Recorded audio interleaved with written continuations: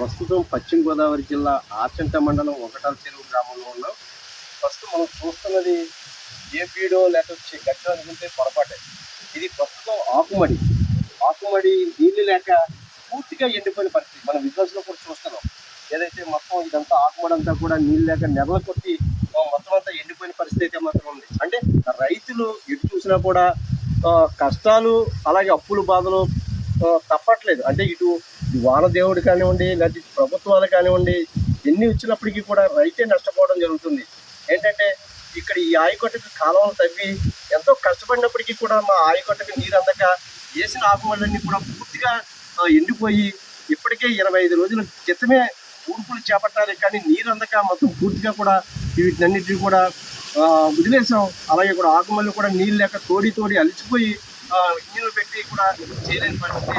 పూర్తిగా ఎండిపోయినా సరే చేయలేని పరిస్థితి చేతులు ఎత్తేసామని చెప్పేసి రైతాంగం అయితే మాత్రం గొప్పలు పెడుతున్న పరిస్థితి మొత్తం చూస్తున్నాం.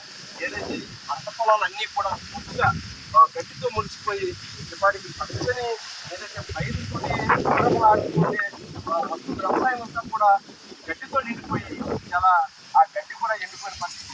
అంటే ఇంత పరిస్థితి వచ్చినా అంటే ప్రభుత్వాలు పట్టించుకోవట్లేదా, లేకపోతే ఇక్కడ అధికారుల లోపమా తెలియని పరిస్థితుల్లో రైతులు అయితే మాత్రం ఏదైతే ఇబ్బంది పడుతున్నారో అలాగే గగ్గోలు పెడుతున్న పరిస్థితి కూడా ఎదురవుతుంది.